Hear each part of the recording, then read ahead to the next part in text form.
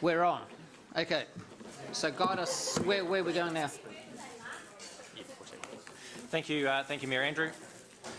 Okay, so we are now We're now moving to the capital budget, and we are looking at renewals specifically. So we are up to recommendation. Page 150 is capital budget. We're looking at recommendation G first of all.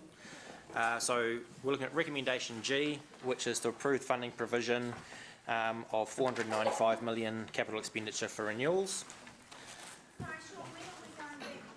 Back to those Section 2 proposals. So all of those Section 2 proposals are covered in Resolution N. And okay, so we way, yeah. Yep, correct. Okay. So for those that don't know, I'd like to introduce Paul Gower, head of our asset management strategy team. He will be speaking to the renewals program. Probably this time tomorrow, by the time we get there. So we're doing G and H together, aren't we? Recommendations G and H? Yes. Sorry. Stuff is where? Thanks, mate. 149 is capital. So the capital program section starts at 150. Okay. Specifically, the renewals discussion is at 181 onwards. So the renewals program has been discussed at a briefing with council in September, and there has been very little change since that that point. The only changes that we have made have been some smoothing of the renewals over a 10-year period. So you can, if you were at that briefing, you will remember there was the raw forecasts for the renewals were a little bit lumpy, to use that technical word, and they bounced around between 60 million in one year to 45 in another. Now, the nature of renewals are that there is often discretion in timing, and so we took to smoothing that. So that's moving the forecast 1 or 2 years where it wasn't risky to do so, and so we've produced a profile that is much flatter over the 10-year period. So if that's page 188 is a graphic which describes that, and you can kind of see in the dotted line was the what we discussed originally with you, and we've now got what the bar charts are showing. So the total over the 10 years is exactly the same? Yep. It's just a phasing change? That's correct. Oh, no, there were a few things that were trimmed. So that's discussed in section on para 67 on page 189 as well. So you can see the changes. We've laid them out there. But as a whole, we're recommending this as the renewals program, as the appropriate program to look after our existing assets. And this is as per the asset management plans, and so consistent with the principle, which was council will fund maintenance and renewals as per approved asset management plans. So what we're looking for during this part of the discussion now is if there is any questions or any items in that renewals program that elected members want to ask questions about, or then we're happy to take those now. Councillor Paula. Oh, thank you. I'm just trying to find all the renewals again. Thank you. We'll come back to you if you like. Is that okay with you? Yeah, sure. Okay, sure. Councillor Rob. Yeah, thank you. Thank you, Mayor Andrew.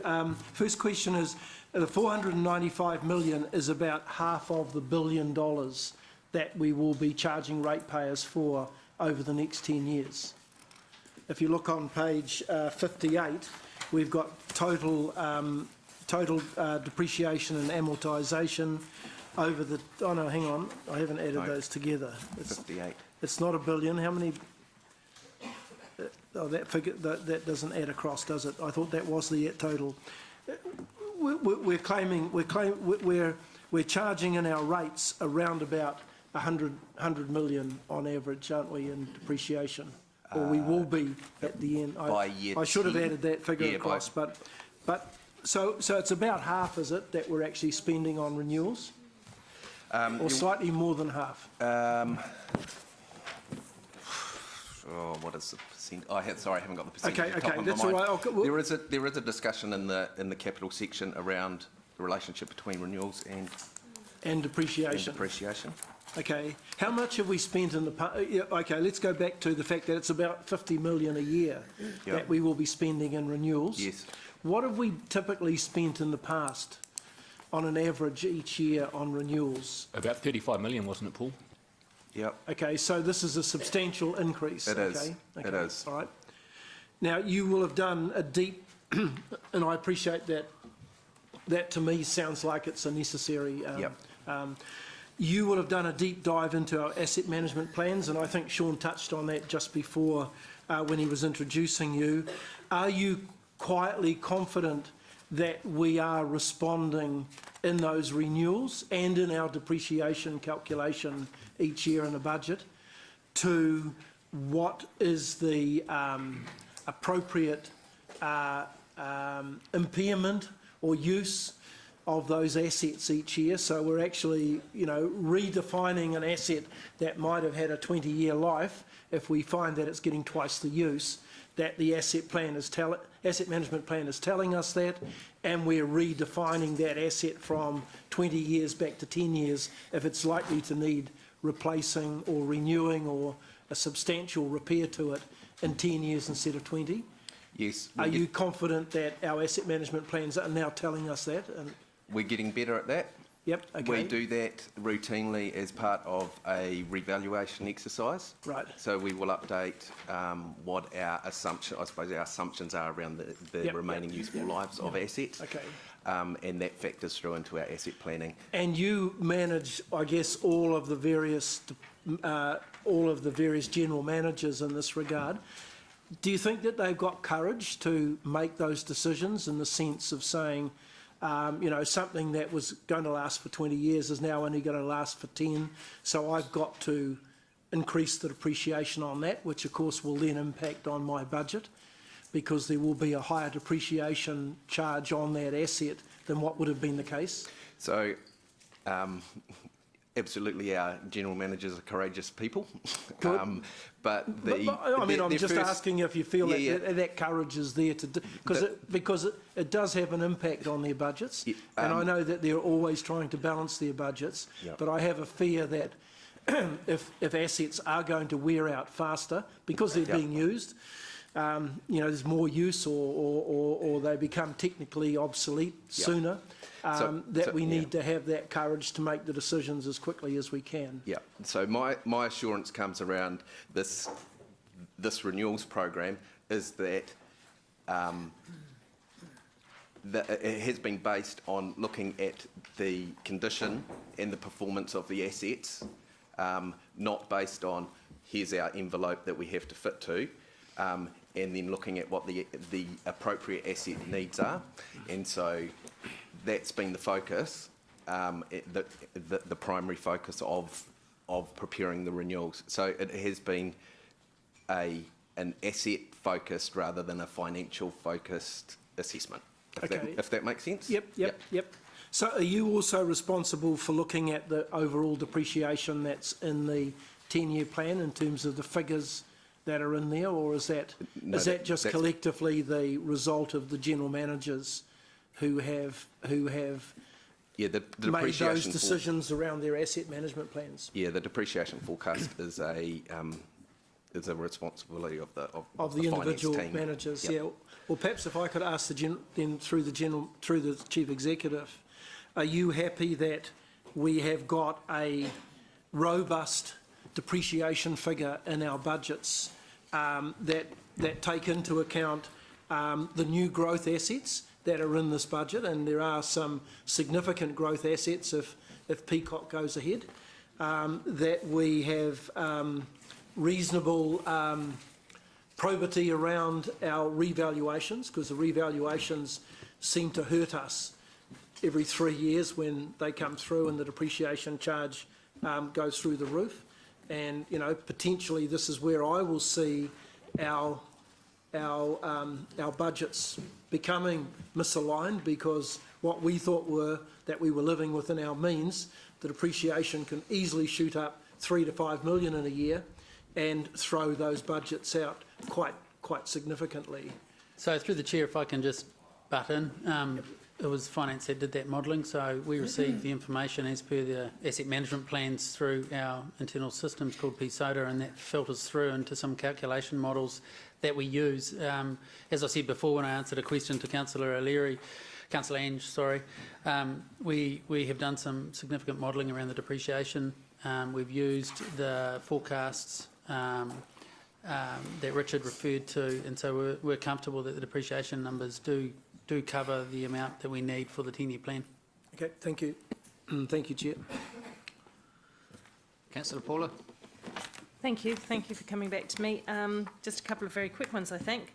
Aquatics facilities, the Waterworld boilers, when I looked along that line, I was quite surprised to see that the boilers don't receive anything till 2025, given that we know how very old that building is, its pipework in general, etc. How much confidence could I have in that? Oh, I'm on 167, I think, yep. So they're not part of the current refurbishment because they're actually, they've had work done on them and they're newer than some of the other assets there, so we're confident with the years and the budget here for those renewals of those 2 sets of boilers. Okay, well, that's good. That's all I need on that one. And the cremators, not a very interesting topic for anybody, is it, cremators? But now that we've decided recently that those 2 existing burners would be used longer throughout the day, so they'll be working a lot harder. How much confidence have we got that we've got that the life of those based on their much more extreme use? Are we comfortable with that? Yeah, we are, and there's we allow for that in the maintenance side of things, which is operational budget too, so we get them serviced regularly. Obviously, if they're going to be used a bit longer with our increasing number of cremations, then we just we've reflected in the budget the required maintenance for those. So, but like an aeroplane, if it's doing more hours than we do, make sure we have the the requisite amount of maintenance happening at the same time. Okay, cool. And I presume you take into account the risk of what happens if you can't use one. I mean, I think, am I right that you told me, apart from the one that Adrian Cattrall in Thames has just got consented, there is no other crematorium for that in the Waikato. So if it falls over, it's quite a problem, right? Well, we've got 2. Yeah, we've got 2. So, and then we do have a backup if it came to a crisis point, then we can go to Tauranga or to Manukau. Okay. But obviously, we make sure that the apparatus is up to scratch, and if we do have a unforeseen breakdown or something like that, we have got a backup one, and then we can just because there's no pattern to people passing away, and we'll have busy days and then we'll have quiet days and things like that. So we can spread things a bit. I know that sounds terrible, but we can spread the load a bit. Yeah, no, it's just making sure that, we manage the risk is what thank you, I'm satisfied with that. And just 2 other small ones. In terms of paving surfaces, parking lanes and so on, maybe it doesn't need a direct answer now, but I would like some comment on it over the next couple of days, or some information about this rumbly bit of shared space down here where the tiles are all moving like a wave as you drive across them. So they're going to need, and I know and you've had some renewals of that, but where is that catered for in here, or is that somewhere else? That will be catered for in the existing budgets and in here. So we're about to do some remedial works over the next week or so. So I think there's a note coming out to councillors about closing the road at night time just to do some remedial work. Okay, so it would just be picking some up and putting them down again? Yeah, it's just fixing the worst ones. It's not a substantive redo of it, but it is just ongoing maintenance work. Okay. Final question, thank you, Mr Mayor. In terms of the growth staff, I'm just wondering, one state, and there again, don't have to be answered immediately, but in the course of our conversations with growth, have there been any substantive conversations about public-private partnerships or over key parts of infrastructure? Because I know there are some there is some interest in the community around maybe owning and managing a water treatment plant or some such. Yeah, we'll be picking, so can I just, we'll cover the growth conversation after we've done the renewals and compliance. So Yep. can we pick that up when we Yep, get to if the you growth would, that would component? be perfect. Thank you. Thank you. Thank you, Councillor Ange. Thank you. I'm on the right pages, from 167, even though it says funded capital program, those are renewals. Page 168, the destination park, is that destination park renewals, isn't it? So like, for example, Days Park would be considered a destination park. Is that what that means? Yeah, so it's all our big Yeah. ones, So- like Hamilton Lake Domain, you know, all our larger parks. Yeah. They're- So is any of that, is that an increase in the level of service, or is that about status quo, Lance? It's about catch-up. It's catch up, okay. So, does that include any of the Hamilton Lake Management Plan? Because I noticed that's in the unfunded, but is there any sort of basic stuff? No, Helen's shaking her head. Yep. Just renewals of what's there existing now. Okay. On page 167, down the bottom there, Hamilton Gardens structural renewals.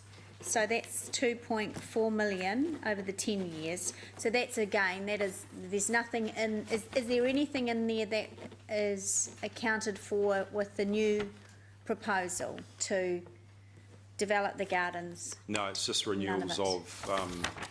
of components of current buildings or structures, remembering that ranges from a whole lot of bespoke things right through to paths, retaining walls, depot buildings, roofs, all those sorts of things, Okay. and roads. Okay, so just a couple of broad questions. I think I heard you comment on this. So is this renewals program fully funding all of our asset management plans? We've left nothing out to a particular level? Yes. So There's, there's nothing that's unfunded. there's nothing in any asset. And have we've finished all of that work now? All of the asset management plans? We continue to do asset management improvements all the time, but yes, we've got asset management plans for For every this LTP. group of Yep. activity assets that we own? Not every asset that we own, but all the major asset classes have got asset management plans. Yep. Are captured in an asset management Yep. plan. So what's Yep. not on here in this renewals program that should be in here that you're concerned about, or that any of the GMs? Is there anything missing that we need to talk about? No. Okay. Paul, when you presented that exceptional report some time ago now around asset management plans, Thank you. it really was. I think I remember saying that I actually enjoyed reading it. Yeah, you talked about the bridges and that there was some significant work going to be needed in the future in terms of renewals and maintenance for our existing city bridges. I'm assuming that is all captured in here Yes. Yep. under renewals. Yep, and you'll see in the next section, which relates to the recommendation H, the group of capital we've called compliance and business improvement. There is some bridge work that's sitting in there as well, and but again, that's proposed as to be funded. Yeah. Okay. And last question, do any of these renewals, have you factored in, and it might not even be in this budget line, have you factored in any of the work or any of the increased consequences that are going to happen as we continue through our seismic evaluation program? Yep. Is that going to be in renewals? Is it captured here, or is that going to be a capital or risk? Yeah, we've got some seismic works captured in the compliance and business improvement. Okay. There That's was a coming up, yeah. little bit of an analysis that was done. Where was it? page 193, you can see that limey green colour on the graph. It's Very technical. Yeah, it's set, just above the red. That's capital works that we're proposing that relate to seismic. If I can also add some comments, our facilities team are continuing to conduct initial seismic assessments on our staff buildings, our council buildings. We have $450,000 in our operating and maintenance in the facilities budget for continued seismic assessments, and some of those will flow through to detailed seismic assessments if they're found to be underneath the building code. And if they are found to be underneath the building code, the cost of repairing that building is obviously unknown and therefore not captured in the 10-year plan. So is it not prudent to, so what you're saying then is we will, as that arises, no matter the quantum, we'll capture that in risks, we'll have to deal with that in risks and opportunities. We will absolutely have to capture it in risks and opportunities because it will become a health and safety risk. Yeah. And one of the reasons we maintain deep capacity, which David referred to earlier, is ensuring that we have some resilience there should something come up like that. So I'm assuming you, in conversations, you have considered whether we should put something in the budget for it, and that you've landed on this as being the best. Yeah, we have no information that allows us to do that, although in terms of the seismic assessments that we're undergoing, we have ranked the criticality of buildings and making sure that we have some method in the way we approach it. But as soon as we go through that process, and if there is anything that comes up through that process, we'll alert councillors of that immediately. Okay, thank you. Councillor Ziggy, Sorry? Oh. just mixing it up, keep everybody awake. Oh, okay, right. Fabulous, I love it. Just on page 167, under the fleet replacement program, have you factored in electric vehicles? So when there's changeover, that we're going to get electric vehicles instead of petrol or diesel? It's corporate buildings and it's fleet replacement program. So we're continually undergoing a review around our fleet in terms of adopting more electric driven vehicles. At the moment, the total cost of buying an electric vehicle is quite significant compared to other alternatives, but that's definitely on our radar, and we want to maximise our opportunity with that as soon as we can. Okay. Great. That's all. Thank you. Thank you. Councillor James. Through you, Chair, to the GM, there's page 168 here. I think it may come under parks, open spaces, natural environment renewals.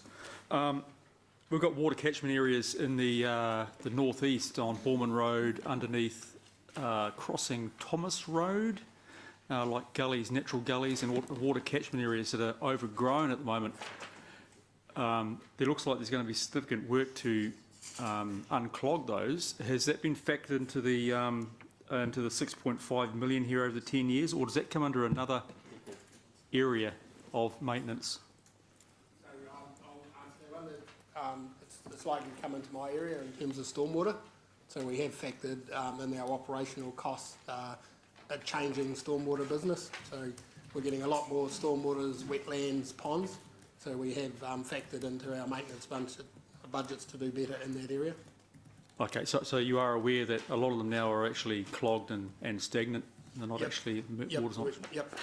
So we're aware that we need to put a bit more effort into those, and it's one of our big strategic issues for our waters business. Is the compliance standards are just increasing, and we're going to see all the developments are getting a lot more wetlands, a lot more ponds, with a lot of planting that needs to be maintained. So it's one of our big strategic issues which we have built into our 10-year plan. Yeah, no, just the reason I asked because Tauranga just cleared all theirs out at the moment. So, Maury's taken a note of that one. We'll look at that one in particular, just under existing budgets. Thank you. Councillor Mark. All right, just a few questions, just following on from James and Siggy's questions. Just on the waters there, have we taken into account that one day we may be asked to fence off our swales and and those sort of drains, because you go past those and there's, they're just straight down into the water. And the risk is one kid goes in and all of a sudden all the rules change and it gets really expensive. Has there been much work done on that? Chris? Yes, we have. Look, Murray will jump in if I get this wrong, but a few years ago there was a tragic accident up in Auckland where a young child got killed in a pipe.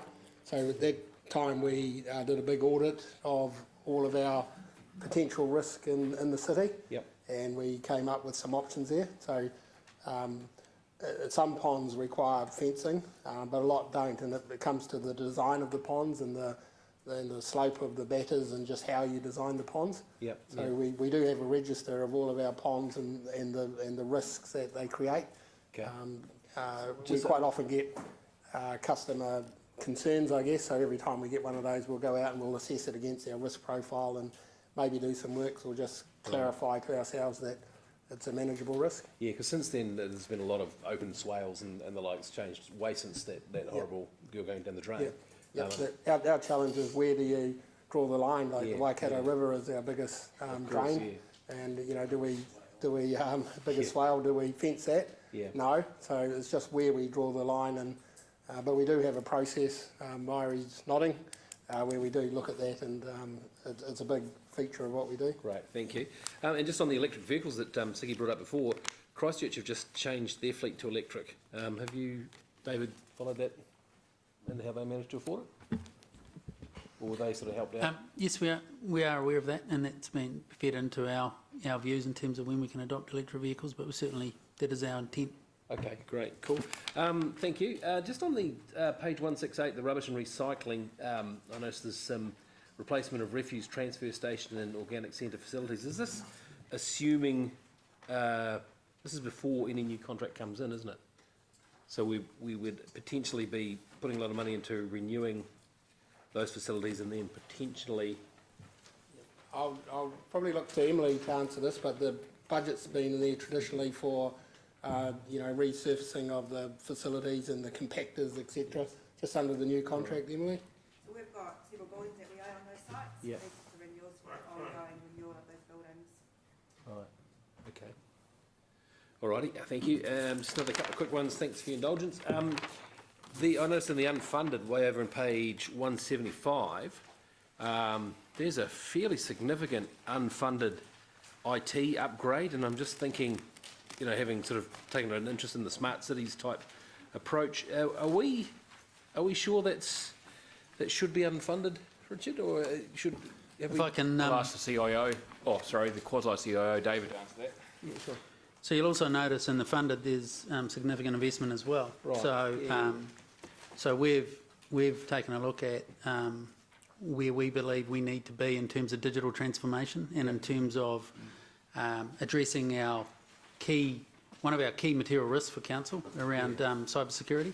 Yes. The unfunded relates to system renewals where we are comfortable at this stage that we had an all-in type review, and then we took out items that were not considered that we must do those to address the topics that you're talking about. So in terms of smart city and in terms of digital transformation, I'm confident that we've got the right level of renewals to continue on our path to be more accessible to the community. Okay, so there was a $2.9 million one for 2021. What was that one? Before it got... I don't have that on me, but I won't call it a wish, but it was just something that was on the table that we could do, but it was not something that we must do. And as you're probably aware, in terms of IT, it can be quite expensive to enable our organisation. We're a complex organisation of 1,000 people with 26 different business units, so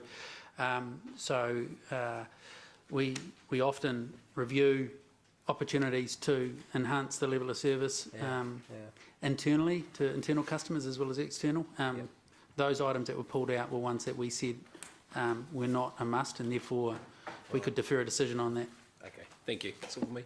Councillor Jeff. Yeah, look, apologies if this has been asked, I was out of the room for a couple of minutes. On page 186, number 59, footpath renewals. I'm aware that with footpath renewals we're a long way behind where we should be as a city in terms of we've got a heck of a lot that need doing. It's good to see quite a significant increase there. Just a question to the General Manager, if he's there. Does this sort of bring us up to speed almost with footpath renewals? Because it goes up from 12 to 27 million over 6 years, which is good. Yes, there's two programs in the renewals. One's called Core and one's called Enhanced. So the Core program is reflective of our existing funding, and our footpaths are deteriorating under that. So we put a program of Enhanced in there, and that program will put us into a position of compliance with our stated level of service. So we have a level of services that we want 97% of our footpaths to have less than 5 faults per 100 metres. That's how we measure it. We align that up with the age of the footpaths as well to get our program. But the suggested program in there is quite a big increase in what we've had, and it will allow us to do about 40 kilometres of footpath renewal per year, which puts us up to about quite a high percentage, I think, of our network. So that, and it'll also allow us to start addressing some of the issues that we have in our higher amenity footpaths too, you know, in terms of some of our town centres as well. Right. So it's a good program. My challenge will be to spend it, to be honest. To get it done. It's certainly good news for me. I get quite a few phone calls about. The problem with footpaths is if there's quite a lot of consultation and work you've got to do. We've got to look at coordinating it with other work, so it's quite a complicated program to do. It's not a simple program, and hence the challenge to deliver that program. Thanks, Chris. Dave or Gary, whoever wants to go first. Thank you. Page 167, the stadia renewals, Claudelands building renewals, so what is the nature of the stadium renewals, $10.7 million over the 10-year plan, Sean? It's quite early on in the piece, as you'll see, but the primary costs that we've got is the replacement of the Seddon Park light towers, which will have to be replaced next year. That's an example of perhaps past asset management where we have put it out a bit too far, and for this plan we've brought it forward. We're actually in that instance doing some remedial action to get ourselves through this season that we're about to start this year, just because of that discovery that the deterioration was greater than had anticipated to be. The other key area, we've got around 500,000 of spend at FMG Stadium, and that's on the tie rods. So you see the big rods that go up to the towers? Yeah, I do remember that being brought up before, actually, yeah. And we've got quite a bit of rectification to do there. And then the other big one, which is in year one as well, is 450,000 for new chillers. So that's the air conditioning units that will run through the stadium as well. And it's come to us before too, actually. Yes, it has, and that's been an alert to say, hey, we've had to bring this forward because of asset failure. I guess some of the other key items in that line, which go out a few years to year 4 and 5 of interest, we're looking at around a $2.6 million spend to replace the seats at FMG Stadium. So all the plastic seats have to be replaced. By then we're pretty sure that they will be quite deteriorated and plastic, would have gone sort of hard and brittle. And that's a really expensive exercise. So if you look at replacing, I think it's around 23,000 seats on a per seat basis, it adds up. And you said year 5, Sean. 4 and 5. So that's 2021, 21, 22, is it? Is that roughly? Yeah, okay. yeah. So they're examples of the spend we're talking about there. Okay. What's coming up? Okay, I see Claudelands has got 2 lines in here totalling around about $12 million. What are the issues there? The event centre. In terms of Claudelands, we've got, once again, just bits of replacement of equipment. We've got a major painting program that'll be hitting that. I'm just trying to think what year that is. And then out in the year 9, we've got replacement of kitchens that are programmed as well. So it's a wee bit further out. All right. The entire stadium budget is about $30 million over the 10 years. That's, which is big bickies. This is, I assume, just the nature of the beast, is it? These things get used and they get worn out. Yes, it is the nature of the beast. They, between the three venues, if you add up Claudelands, Seddon Park and FMG Stadium. That's the only, that doesn't include anything founders, there's no founders stuff in there, is there? Activity in here, but look, they are big assets, and if you look at the life of those assets as the cost of renewals ramps up, it's that life and that time sort of thing. So FMG Stadium, for example, the new stand, that's been up 15, 16 years, and the lights and everything else, so it's time for renewal. There's a program for the turf, for example, at FMG Stadium, just as we have at Seddon Park. That kicks in after a life of 7 or 8 years, and we've been caught out previously by stretching that out. So it is the nature of the beast. Okay, thank you. Now, just playgrounds. I see on page 168, and one of the ladies who submitted this morning, she wrote that article about there being absolutely zero. I mean, she was quite wrong in that article, wasn't she, in the shout-out article? It was an excellent work of fiction. Yeah, well, I think, Richard, you've alerted us to that. Yes, I have. Yeah, so on the facts this morning, post-public forum. Say that again, sorry? So Lance briefed you earlier today of what the actual budgets were, yes. Yeah, okay. Okay, so that is a bit concerning in that the public will get the wrong implication of what's going on. You've made an effort. What did you do? You sent out a press release, did you? Yeah, so we've had a media release, yes. Okay. Sorry? Spin-off kind of publisher. I'm currently working through with them. We're currently working with them. I understand they've engaged with us. Someone's spoken to, I don't even know what Shout Out is. It's a website or something, is it? Yep, so someone's spoken to them to say that some of your material's inaccurate. Yep, so we're following the standard. Oh, it's a spin-off, is it? Yeah, we're following the appropriate process and we're working through that. So we'll work to get that corrected. Because it's more than misleading. Okay, thank you.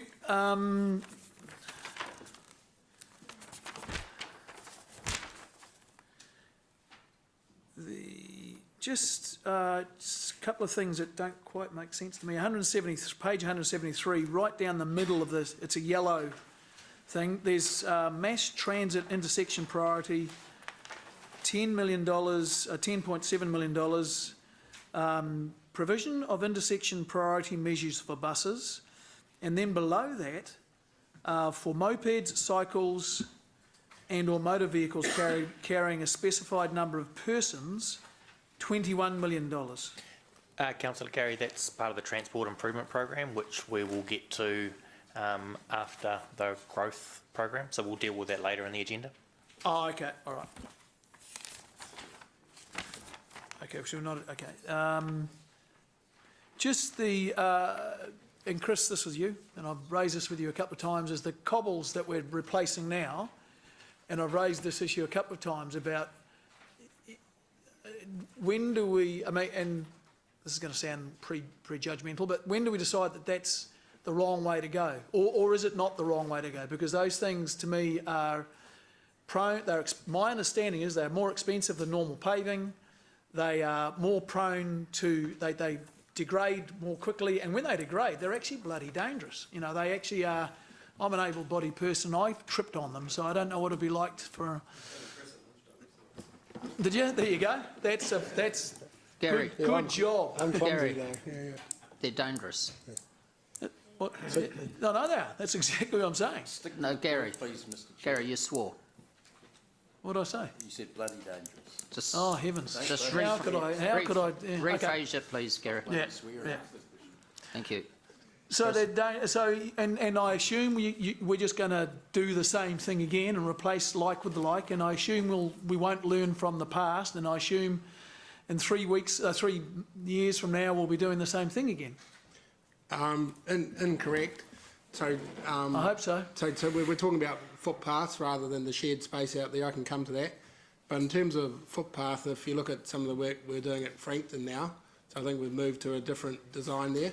I think this is tied up a little bit with the public forum this morning from Vanessa, who asked for a furniture plan, I think, for the CBD, and in my mind that includes the footpaths as well, in terms of come up with a plan and what we'll do. There is actually a plan already in our technical specs, but it's probably timely for council, probably through growth and infrastructure, to review those tech specs and what we do. But I think there is clearly not a view that we have now that we'll just replace cobblestone footpaths with cobblestone footpaths. Sorry, I didn't. Just repeat what you just said then. We don't have a view or a practice that we will just automatically replace cobblestone footpaths with cobblestone footpaths. We'll continue to maintain them, but when it gets to the point that they need to be renewed, just like Frankton, I would bring that back to a conversation with the community and council on what sort of treatment that we want to do there. So it's not. So just giving you confidence, it's not in our view that we'll be doing, cobble footpaths just as a matter of course. So there's a learning going on. Well, I don't mean that disrespectfully, but we've tried something and it hasn't worked. Well, and I'm not an expert on footpaths. You might say, no, that's fine. It lasted its life to expect it, but I'd be surprised. Yep, no, I think what we're promoting is, if you look at some of the work in Frankton and some of the work down by Ebbets Waikato on Anglesey Street, is we can put some nice footpaths in with asphalt with strips of cobblestones or imprinted concrete that can look quite nice, but a lot better for all the issues you're talking about. Okay. Thank you. And just on a more generic, have we gone through a process where, with our assets, have we specifically tried to look for obsolete or no longer fit for purpose types of assets? So community halls that no one uses anymore and no one's maintaining. Playground equipment that no one's using anymore is obsolete or is just not, there's low use by our community, yet we continue replacing it because we somehow think that people will keep on using it. At what stage do we make, and maybe this is not your role, I'm not sure, not sure where asset manager versus GMs fit in with this, but there's an element at which, we've got some assets that people just don't go and visit anymore, Yeah. So do we, in your asset planning, is that like the municipal pools, IT equipment that's beyond its usefulness, cobbles? Yes. Yeah. So we do consider effectively what service the asset is providing, and is that a relevant service still to be providing?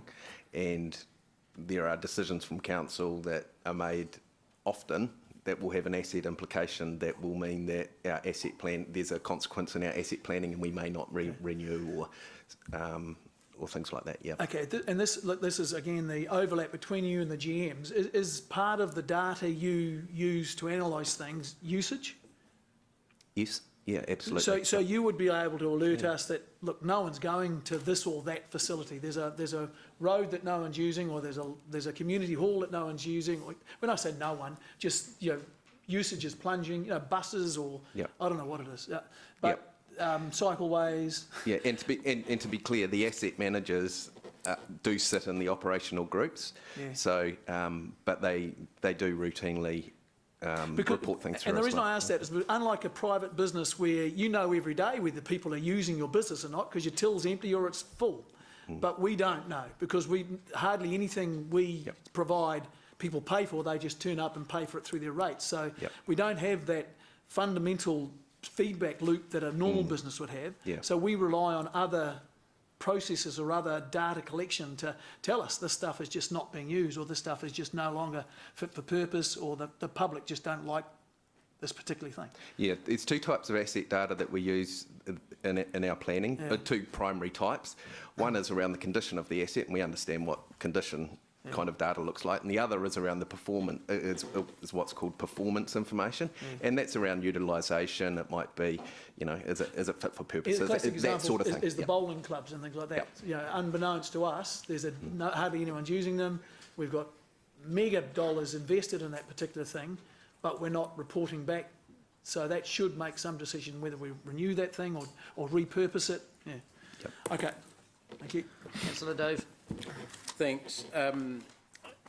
Siggy and Mark asked a question earlier about electric vehicles. I wasn't all that satisfied with the answer. I want to ask again, how can we as a council influence that policy? We've got a standard answer about fleet replacement, but it's a little bit more. There's environmental considerations, but even more so, I don't think the answer was up to date. David, with all due respect, it's the same answer we had about 3 years ago about electric vehicles, that the capital outlay was too high to make them efficient, yet there's been information come out very recently from ECA and other groups saying that the crossover between the costs of electric versus other vehicles is 4 years and coming down. So I don't know what our replacement period for a vehicle is, but I would say that that's getting into the realm of being affordable. And if you're looking at where does the environmental consideration come in, or is this only a financial consideration that we're seeing here? I think your question's a good one in terms of it shouldn't only be about necessarily the financial impact and the whole of life. Yes, it is moving, and electric vehicles are coming down in terms of cost as innovation in electric vehicles progresses, as in when battery life of cars extend in terms of number of kilometres. So I suppose to move that topic forward, we could bring back a paper to council that is a total update of where we see it at the moment, and ask council whether they were interested in investing if it was above the whole of life cost or capital cost up front. Yeah. I'm just conscious of, as we all are, around debt capacity and what we use our debt for, and we do purchase vehicles as opposed to lease them, and we do that because we can access money cheaper than anyone else. Yeah. But quite happy to get more specific and up-to-date perspective on that and bring that back. Well, Could I request that? Because I think that obviously there's a higher capital cost up front, but it's less than it used to be. There are vehicles below 40,000 now, are new, and that would front load your thing a bit, but have a much cheaper operating life. And it's a bit like LED lights, which we are doing. Yep. For that same reason. I think the other aspect to this is charging stations and the level of investment around town, and making that efficient for. There's a growing number of electric vehicles coming on the market, and I'm not confident there's a growing number of electric charging stations that are keeping pace with those electric vehicles. So some of it is operational and being effective, right? But I take your point, and I think it's probably time for us to do a bit of a scoop of what we know now, and come back to council and ask council from a well-rounded perspective whether or not council was interested in taking the leap. Yeah. Could I ask through you to the... I'll take that. I'll take that action, Councillor Dave, and in time for us to, if we think there's a worthwhile effect to put into the LTP, we can do that. Sure. In the second half of this. Sure. Not today or tomorrow, but next year. Yeah, I mean. Yep. Yeah. Happy to take that. We'll include reference to Tesla in our as an option. Well, you want one of those 88,000 jobs? No. Come on. Dave. Sorry, Mr. Mayor. Yeah, a couple of other things. The digital transformation, you were talking about sort of hardware, but that was the discussion when you were asked that question. I think, I can't remember, Mark asked it. Yeah, thanks. But there's also the element of, the example that the Chief Executive and I and some others saw in Geelong City was actually, instead of posting rates notices, they have a target proportion that they will email, basically transmogrifying their customers onto digital platform, so there's a reduced cost to the organisation, and of course very significant, you know, six-figure reduced sum each year. So It's more, as you know, it's more and more an exciting concept, and in terms of how council looks to see efficiencies in the way we do things, certainly in terms of all of the things we do around the city. Smart cities is more and more an element of what we're looking to do. So in answer to Mark's question, one of the things that we need to do is set a platform whereby our data is available to be utilised, and that we have a culture within council that are looking for ways to get rid of old school methods like you talk about, and adopt ways of attracting. So shouldn't these budget lines, rather than just reflect the current business as usual sort of cost going forward, actually set target? Okay, in 3 years' time, we want 30% of this service to be done digitally. So it becomes a bit of a driver for behaviour change by our organisation, rather than wait. What you're talking about to me is providing opportunities and letting someone else maybe benefit of it. We need to be able to show, I think we could show our budget benefiting. No, I think when we look at the efficiencies that we're trying to drive through the organisation through chief executives' initiatives in terms of driving $5 million out and permanently, that's a start to us actually having a look at everything that we do within council, and having a look at how we can be more efficient, but also more engaging with the community, because of course smart cities and digital transformations not only about doing things more cheaply, it's about increasing our level of service to the community, and I know you know that. So wherever and whenever we have discussions within council, we're always looking for ways to automate what we do and improve how we can process items within council. It's part of our ethos now. So each individual unit would have their own, and part of our transformational plan that Richard's supporting through the organisation is to do things differently. So that's through our Connected program, and a lot of our units down to unit level have their own targets to think differently and produce better results. That could include councillors using their iPads instead of having photocopied documents. That would help. Keep it moving, Dave, please. Yeah, I am. I was just thinking of a means of cost saving, reducing the budget. I can see, is that an iPad up there, Mr Chair? The last one was to do with footpaths, but actually to do with these are gross costs, are they not, in front of us? So if there's a revenue opportunity where it's not being reflected, only the cost to us. So where do we look like this at revenue opportunities? And one of the ones that came up was to do with footpaths. At the moment, NZTA fund very little footpath maintenance, but there's a move, not just from us, but from a number of councils to try and get them into the 21st century. They say walking is one of the modes of transport that should be offered, but they don't support that at all, but they're looking at supporting it. So I'm thinking our budget should reflect that, especially with the political changes, that there's going to be an improvement in the net cost of footpath maintenance, and we've got some big ticket items in here for there. This might be a question for Chris. You know, what's the projection for NZTA coming into the modern world and starting to fund that like it does other transport modes?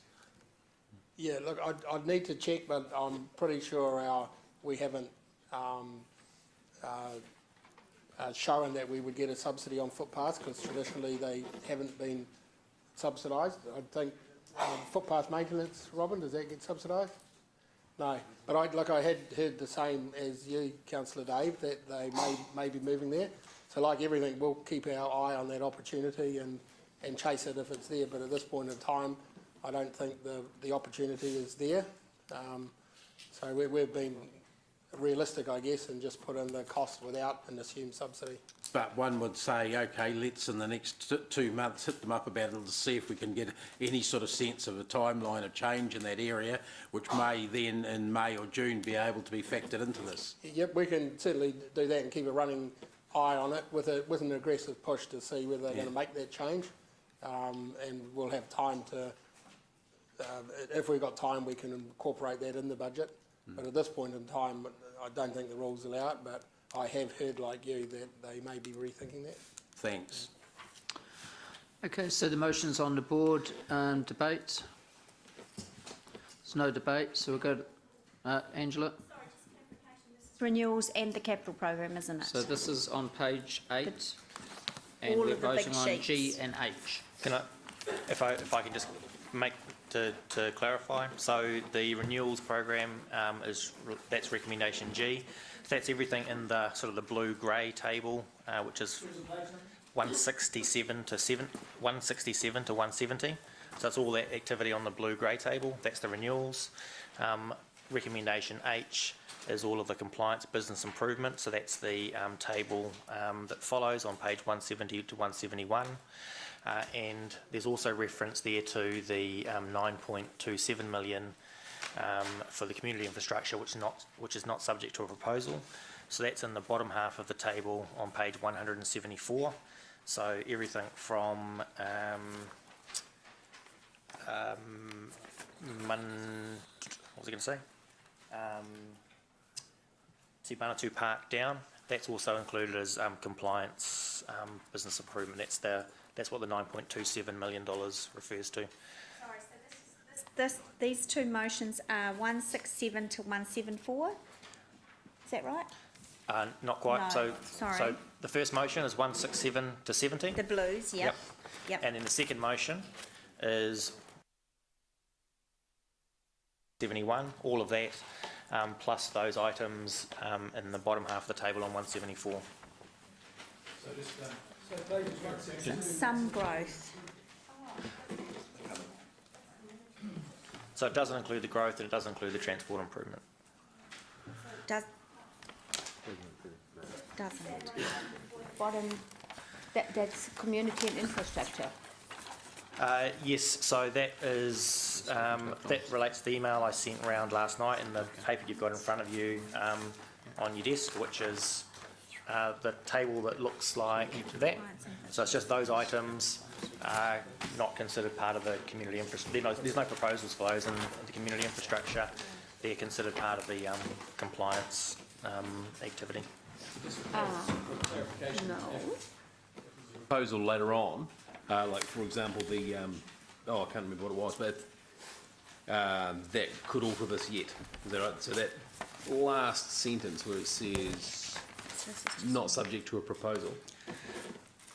No, so all the other items in that community infrastructure table do have a proposal, right? Which is in the report. So we'll deal with those when we get to the proposals. Yeah, okay. But some of the grey ones, yeah, okay. So Te Manawatu Park development, alternative weed control, the 2 toilet and changing room items, the Mangatai Sports Park development and Haripuki Sports Park development. They're all included in that 9.27. That's the 9.27 million that's referred to in the resolution H. Okay, Councillor Paula. Just wondering if we can take them in parts, please, there. Because, yeah, I've got different sets of concerns. Well, if you've got a concern about a particular item, if you can pull that one out, well, sorry, rather than us going through line by line here or part by part. Okay. If you've got a concern, okay, can you let us know? Okay, well, I'll do. Yeah, I thought we were still talking about renewals, really, so I just settled in because some of the debate got quite long. So is there something you would like to vote down? No, some things I wanted to question in the. We're up to debate. That's where we are now. Yes, I know. In which case, I'll vote against both if that's the way it goes. All right. Councillor Siggy, debate. Oh, I wanted to ask some questions to that last one. I didn't realise that it was, sorry, that was too much to read. I didn't check that email. Okay, we'll go to the board to vote. There's no speakers.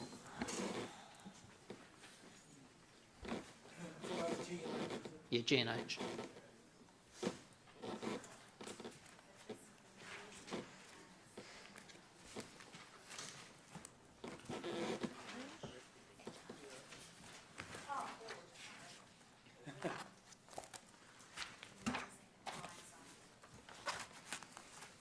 The motion is carried 10 for, 2 against. Okay, so now moving, I'll hand back over to you guys. Yes, so we're now moving to the growth program. So that is section 3B. So the resolution on page 9, IJKL, is that right? Correct. So resolutions IJKL are what we're now considering, and that relates to the growth program. And the schedule of those things is? So page 195. It's these capital sheets, right? Yep, so there's I guess the item is, for discussion, is described in the growth program on page 195.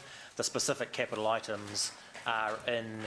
Would it be easier if you use the tabs that are on there? Do they line up for members? Yep. So could you just give us the tab number? 3B. Thank you. So tab on... Oh. Sorry. No, that wasn't my question. Sorry, Ange. That's okay. No, it's not there. So, I'm sorry, because Dave's using electronic, he'll need page numbers and Ange to... Page 195. Yeah, but what we're now discussing is the capital program funded from 171 on those A3 sheets, right? We didn't just pass, that wasn't that. That was only renewals and compliance. That's correct. You just did renewals and compliance. Yeah. We're now talking about growth. Yeah. So it's actually the growth program. It's more than just those capital items in that line. So Calvin and Blair are going to speak to this item. Sorry, and I think Angela might have just asked this exactly the same, but of the fold-out pages, which ones are they? Which is that's the schedule of activities, eh? Okay. So it is. So the green table on page 171 starts on page 171. So it starts with cemeteries and crematorium. Correct. And carries over to page 173. Including the transport improvement? No, it doesn't include transport improvement. Oh, it doesn't, okay. The table that finishes before it finishes just before top 4 lines of page so is it mode? 173. So can we just get this on the whiteboard? Sorry, we've got 3B, is that right, Sean? We've got 3B. Yep. Correct. And then, as well as 3B, so we can get 3B on the board, as well as that, we've got the pull-out pages of exactly which numbers they are, just so we can refer back to this if we need to. Yep. So sorry.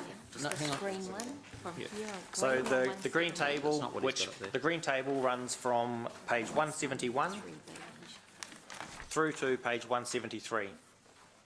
So that's got the line by line of all the growth capital items that are make up the capital program, which is referred to in the growth program, section 3B, page 195. Totaling everything in the light green. So totaling $879 million. Yes.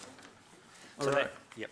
Thank you. So is everyone clear about the sections? So okay, you've got your tab. Sorry, if I may jump the queue, just ask a really basic question. If down the track we don't go with the HIF and don't go with peacocks, and I don't mean to make everybody shudder, we go back to the drawing board with all of this, yeah? I think Blair and Calvin can probably talk to that as they... I think we can talk through, as we talk through that scenario, Yeah. that question will become Clearer. answered. Yes. Okay. Is that okay? Yeah, that's Can we do it that way? Yep. And then if it's still not clear, then ask Ask it again. again. Yeah. All right. Yeah. Okay, thank you, guys. Yes, sir. We're just doing sliding chairs here.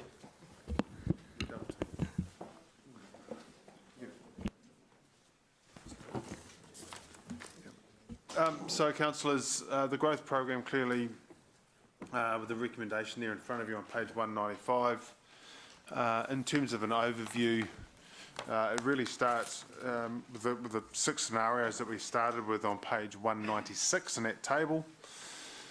In short, when we've worked through all of those different scenarios, we have really looked at the capex of just what is required to open a new growth cell and to code it for growth across the whole area. And in our briefing last week, we spoke about that growth is made up of 4 aspects of growth. First, there is a citywide growth. aspects to us, which is around 36% of our overall growth costs. There are the committed PDA requirements, largely in Rotokauri and in Rototuna. Ruakura, sorry, and then there is the completion of Rototuna of around 90 million. And then there is the 295 million, and part of which the HIF is a tool to fund that for peacocks. And to summarise all of the work that's gone on, we are recommending that the peacock growth cell, both in terms of return of yield and houses for the future and for the spend that you get in consideration to Rotokauri, is our preferred option. When you look at the numbers, purely at a baseline level number in terms of cost, there is about a $79 million difference over the 10-year period between Rotokauri and Peacock.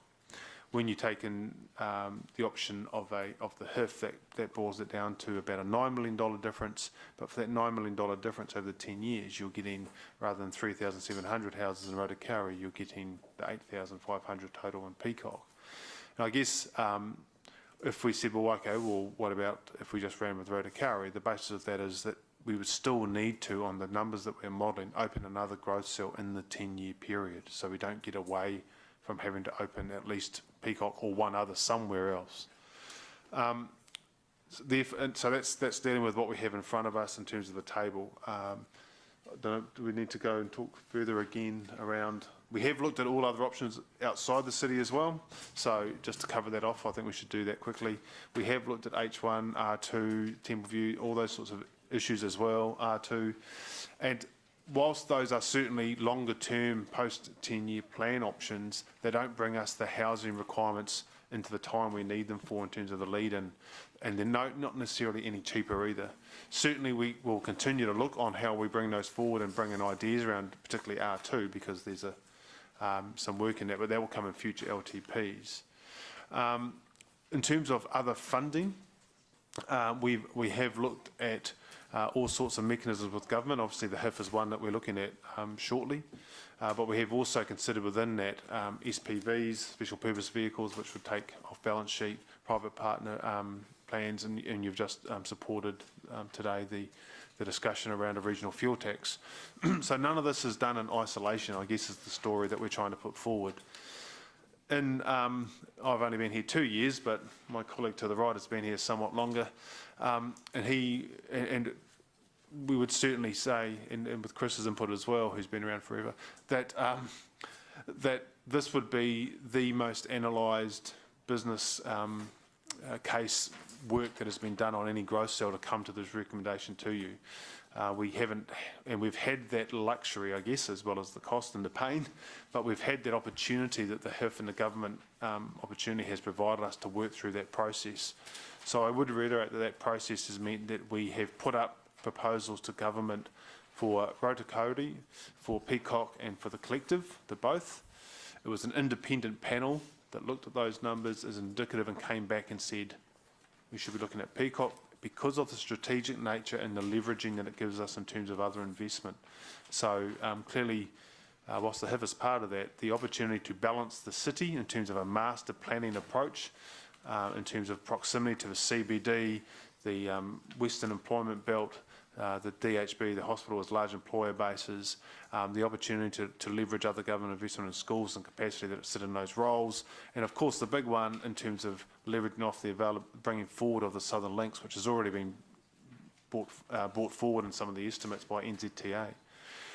That then led us to do a very detailed business case to actually prove up those numbers, and again that business case has been very robust. As you know, we've submitted as a technical document, and on completion or adoption of this council for the LTP, it becomes official, but then until you then adopt it as a final piece in June, then we would move into signing agreements at that point. So you're still not hooked.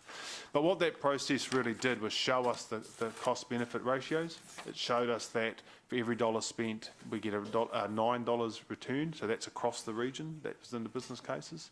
It showed us that the difference between Rotokauri with no support and Peacocks is around $79 million, $9 million when you take off the interest savings, and it gives us that longer term yield. We've done some sensitivity analysis around that. What happens if the market speeds up? Clearly, Peacock gives us the ability to speed up. What happens if the market slows down? We're insulated from the impact because we know what our payment period is for the 10 years and there's no interest on that. In any other option, we would have to pay interest regardless of what the market was doing and the DCs we get back. And that's a significant cost saving we shouldn't underestimate. So I've kind of, have I missed anything out, Mr. Bowcott? Sure, we can take lots of questions on this. But so the takeaway for you is we've analysed this. This is probably the first time we've done business case work at this level on a growth cell. We've looked at 6 different scenarios, narrowed it down to 2, narrowed it down to 1 recommendation. The analysis is robust. Also aware of the big capital outlays and what that means for us. But for us, one point I do keep making to Council is that we do have a competitive advantage in housing affordability relative to other growth centres. We've got the ear of government in terms of partnering with us and to retain that affordability and to move with the market as we have done in the last 3 years, i.e. we've been able to meet the demand for the market basically in a doubling of houses is because we've had infrastructure in the ground in Rototuna ahead of the growth curve. This opportunity will mean that we are again ahead of the growth curve and are better able to respond, and the HIF actually gives us that better insulation. So I'll stop there and then take Councillor questions. Gary. Thank you. Just an observation, and it's right in front of me, so I'm just going to answer. The total growth program, well, everything that we've done in these fold-outs, am I correct in saying the total for the first year, which is 2018-19, is $220 million? So I'm looking at including so the last thing I'm looking at is on page 174.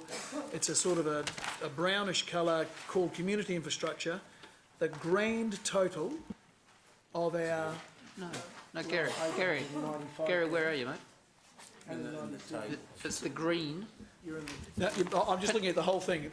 so the answer is yes. Yeah. But of course, we're talking about the growth component of correct. that. But I'm just saying our entire capital and renewals project we're setting ourselves, and Paul at the back there is shaking his head, is $220 million. We would never have done anything like that in the past, have we, in 1 year? This is the largest program that this council has considered. But again, if you look at from a growth context, the single biggest portion of that is the commitment associated with the housing infrastructure spend into Peacocks, which is a gross $308 million spend across the 10 years, the majority of which sits in the first 5 years. And that is the subject of the detailed business case, which is in the agenda. And within that business case is a very comprehensive section on how we would deliver that program. So the quantum of the project, yes, it's large, the spend, but we have thought through that very carefully, and that's what the business case is explored in the management section. And there's some real meaty things that aren't HIF. You know, there's 6 million for cycleways. There's some very big things, Ruakura Reservoir, blah, blah, blah, 9 million, 30 million was an upgrade. Yes, you are correct. And I'm not asking, I'm just an observation, I guess. I'm just trying to get some context around it. But I think again, Chris will jump in here if he needs to, but many of those bigger projects in the early years of the growth program spend are the culmination of a number of years of planning, thinking, design work, and we're now at the stage where we're actually ready to proceed with the construction. So that the groundwork, so to speak, has been done, and we're actually at that point, if not ready to go to market, very close to going to market. So again, I'm sure Chris or Andrew could expand on that. So. And this is I'm the guy who keeps on saying, why can't we deliver our capital program? This capital program is absolutely massive compared to It's a really challenging program to deliver, and I think Blair is segregating them out. You've got the HIF program, which is a project all on its own. It'll need resourcing, but there's a lot of stuff outside the HIF, so it is a big program. You will see in our operational budgets for infrastructure quite a few numbers of personnel that we would need to deliver the program. So there is a big increase of staff that can be capitalised against this project, this program to deliver it. It's the transport improvement program as well as the growth program. But Blair is quite right. We've been working on some of the bigger projects for quite a while in terms of our conceptual thinking and our design, and we've got a lot of work going to the market at the moment.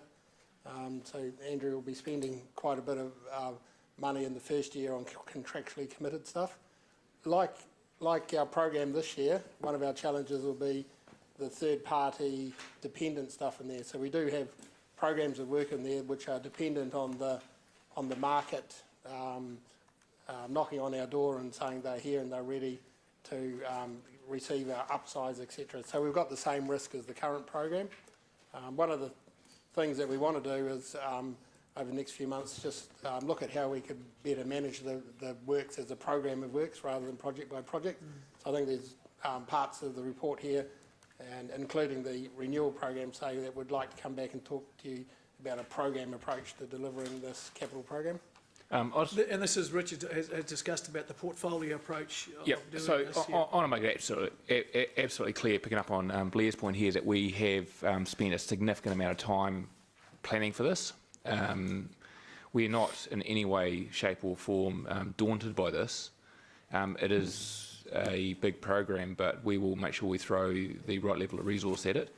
I'm even suggesting, as part of, should council approve the various aspects of the capital program, I will be looking at the way I structure my team to deliver that. I will be looking at the way we communicate to council in relation to this.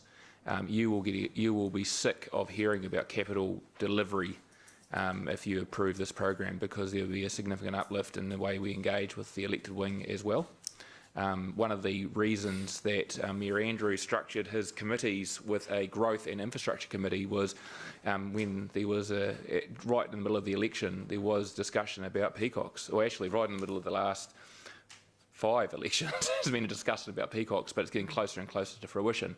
So I think the council can have a lot of confidence that if council approves peacock and HIF, as well as all the other capital programs, there will be significant resource invested in it, and that will be largely capitalisable resource within the budgets that you're approving. In fact, all of it will be. And as well as there will be oversight from a management point of view, but also significant oversight from the Growth and Infrastructure Committee as well, which is the main reason that committee was created anyway, as well as the Finance Committee, Councillor Gary. And it gets bigger the next year. Goes from 220 to 260. And all I'm doing is giving observation. But I'm suggesting that councillors shouldn't feel burdened by this. I think councillors should be quite comfortable that we've identified it early on and that we do have responses to it. Councillor, I mean, on page 196 in the table that's there, when we look at number 4 and 5 scenarios at the bottom, that is that complete work that we spoke about in terms of both scenarios include the Rotorua, the Ruakura, the citywide, it's that collation of work across. So it's not just, as you rightly said, it's not just the HIF that we're talking about. It's that collation there's a lot of things. And certainly to pick up on Blair's point, the business case, the detailed business case, really focuses in on that delivery aspect and the requirements that would be quite a step change for the council. A lot of it is not interest free. No, that would, and some of, and Chris might want to correct me if I'm wrong, but some of that cost in terms of delivery of a project team is within the capital aspects of that. Yeah, so we haven't put any particular resource in there to deliver the HIF program because we see that will be all capitalised against that project. The other thing I'll just add to Richard is it is a challenging program, and we'd be wanting to talk to council about starting over the next 6 months on some of the works, some prep works to get ready. It might be starting to resource up to do some stuff for enabling works on particular projects once you get some confidence around the program that's going out for consultation. So we will need to be talking to you early about gearing up for delivering this big program. Mayor Andrew, just as a suggestion, because I appreciate there's a lot of information here in terms of growth and trying to work through it, just want to suggest maybe take council to a couple of pages that helps them sort of just dissect this information. So possibly if council wishes to go to page 223, there's a table that I've included in the report which succinctly summarises the differences between the 3 major scenarios that we've tested in the growth proposal. That being the recommended staff scenario 4, which is named Peacock, then the alternative scenario 5 rota carry. So there's 3 columns, and then the third scenario, which is scenario 0, which is the status quo deferred Hamilton Urban growth strategy. So those are the 3 major growth scenarios we've tested in the report. We are recommending scenario 4 Peacock, which is, again, delivering spend across all aspects of growth, but you'll see there the yellow identifies for the top 25 projects where the differences lie in the spend, and those are the predominant differences. Back to Kelvin's point, the spend across the citywide growth infrastructure does not change under any scenario. So under any scenario, you will see there's a $290 million net spend under any scenario. Likewise, the spend on the contractually committed does not change between the scenarios. The same for Rototuna, does not change. The change is occurring in the choice of whether we invest in the Peacock growth cell, the Rotokauri growth cell, or we do not predominantly invest in any new growth cell, which is that scenario 0 on the right. So you'll see there, councillors, the major differences in yellow. And of course, scenario 4 Peacock has a higher gross spend, but then it has a higher NZTA subsidy relating to the transport works. And then when you overlay that with the benefit of the interest-free loan, that scenario is slightly cheaper than the other scenario, being Rotokauri. And so coupled with the financial elements which make it slightly cheaper, and the strategic benefits that come through the wider investment in Peacocks, as I outlined in the business case, the strong conclusion from staff is the Peacock scenario is the preferred growth scenario. So just to help you sort of see the differences. We're stopping for dinner. Dinner's in the room, and there's food there for staff, and everybody's welcome. So, and the public, it's anyone is welcome to share the food. Okay, so, we don't want anyone going hungry or anyone going to have to go off site. So, media, if you'd like to have food, you're welcome. And no articles about the type of food either. And and if we can get started maybe just before 7, so it's 7 sharp. If we can be back, that'd be great. Thank you. 7 days.